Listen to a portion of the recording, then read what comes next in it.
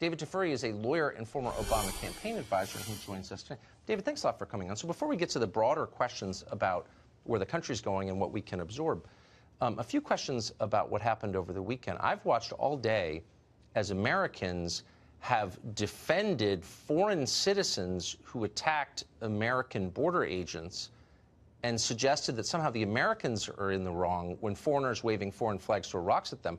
How does that work? Well, you showed some compelling footage, and I think both sides of this debate need to take a deep breath and think about their positions. So I agree with you, remember, that we have the right to control our border and decide who gets in. On the other side, we also have to use rule of law when we process people who do have the right to apply for political asylum under the laws of our country and have the right to do that and while being in a peaceful place and not under the economic and serious security situation that they face in Honduras. And now there's a compromise. Let me tell you what the proper compromise is. But hold on. Let's just address the facts of this case just for a second. If they were applying for asylum, then why did they rush the border crossing? Is that what asylum application looks like? Well, not all of them are probably going to meet the standard for asylum, clearly. But would you say that someone who waves the flag of a foreign country as he rushes your border station is eligible for asylum? Well, I don't understand why they would be holding their flag when they're running from that country. So that's a good point. But some of them. What if they what if they try and bum rush the border agents? Doesn't that immediately disqualify them? Well, we both agree that they have no right to bum rush our border, and we have the right to use force, not lethal force, but a non-lethal force to prevent them from coming across. And for those who threw rocks, it was right for our Border Patrol agents to arrest them and even to use tear gas if that's what they needed to do to stop them from coming across. Why is everyone, I agree with you. Hold on, why is everyone lying about this? Why is the DNC and all the people who work for them, Acosta and all the buffoons you see on television, why are they demanding that we not believe our eyes, that there's no caravan they're telling us, they would never hop the border, you're a racist if you think they're attacking us?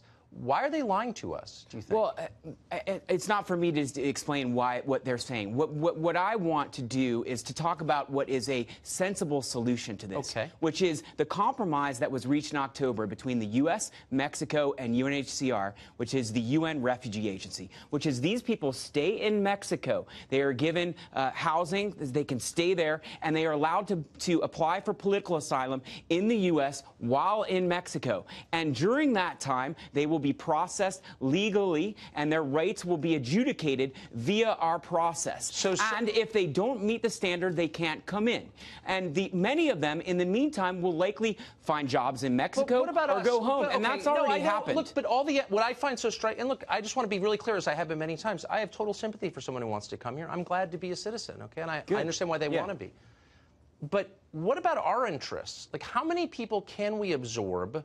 Because no one's even pretending this is going to make us a better, richer country. Like, that's a lie, and everyone knows it. It's going to make us poorer, obviously, accepting a lot of poor people when automation is making our own jobs go away.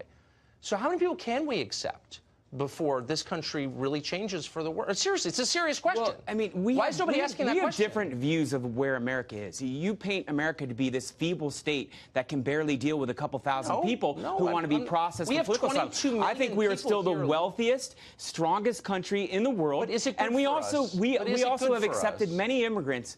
Everyone here, unless you're Native American, you are an immigrant. No, but you're giving doesn't matter how far you go back. So you're appealing to the let me answer. No, a real answer. Like, what's the number? So we've got 320 million people. I've got a bunch of kids. I plan to die in this country, and I kind of want to know what it's going to look like, and I want a voice in that.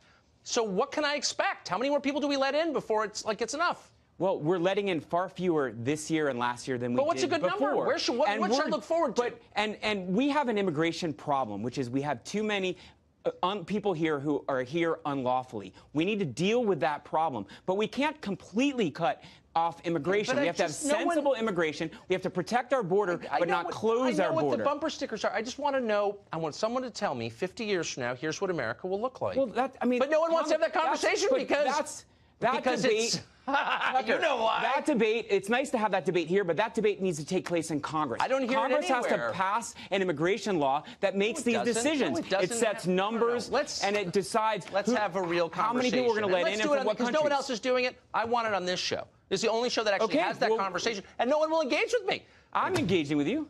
Thank you, David. Great to see you. Thank you.